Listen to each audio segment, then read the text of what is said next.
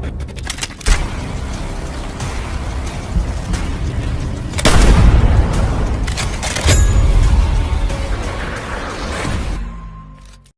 guys, welcome back to Pro Gun. If you haven't already done so, please hit the subscribe button. I'd greatly appreciate that. I've had a few viewers ask me what they should know or what they should look for if they're purchasing their first red dot. So that's what we're going to cover here today. First thing you need to do is set your budget expectations.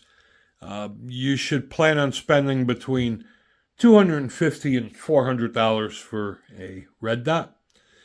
And there are some things you need to know. There's going to be a bit of a learning curve at first.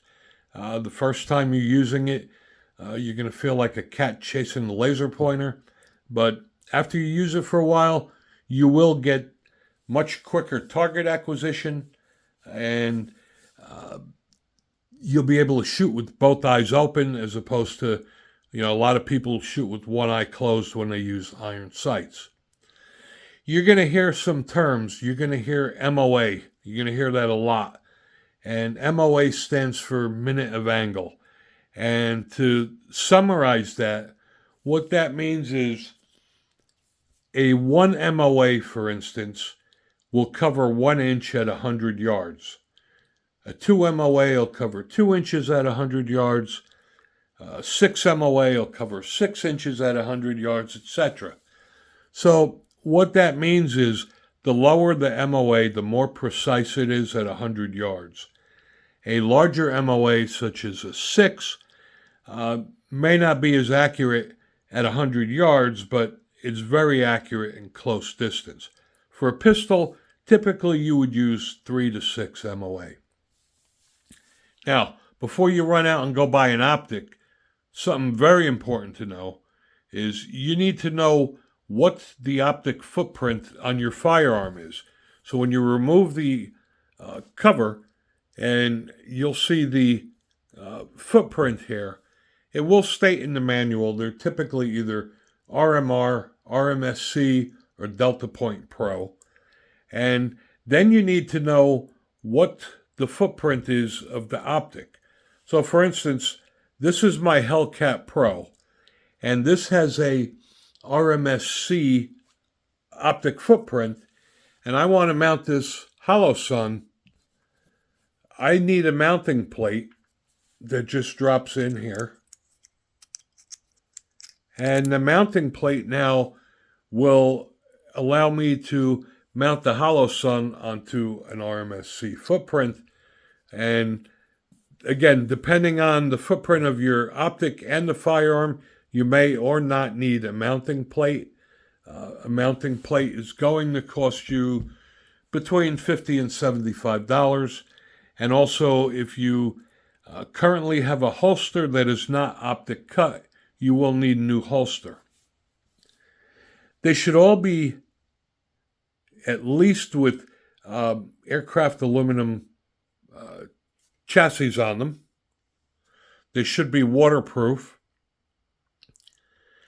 I personally like the battery mounted on the side, like on the hollow sun. On the Swamp Fox, the battery's mounted on the bottom, so every time you need to change the battery, you need to remove the optic, change the battery, mount it again. You may have to re-zero it. Now, fortunately, the battery life is about 50,000 hours, so that lasts quite a while. On the reticle, you may either have just a plain dot, or you may have a dot with a circle. You may want to take that into consideration.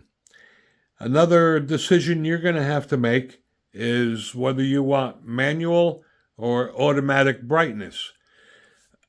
I prefer the manual brightness settings, and I can tell you the reason for that is when I got my first one, I got the automatic brightness, and auto brightness works fine in low light and dim light.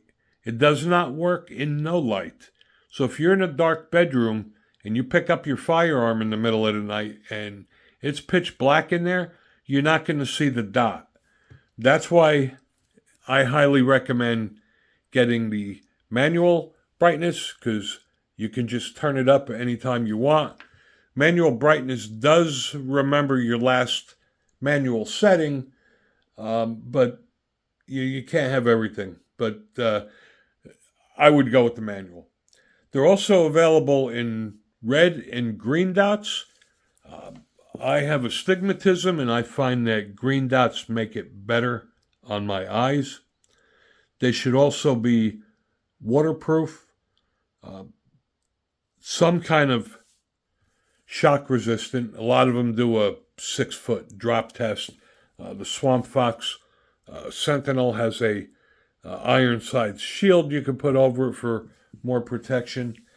And most of them now have lifetime warranties. I mean, the optics have really improved over the years, and they've really come down in price. So for between $250 and $400, you can get a real good optic for your firearm. I hope this answers some of your questions. If you still have questions, you can, as always, leave me comments. I'll be glad to respond. Thanks for watching.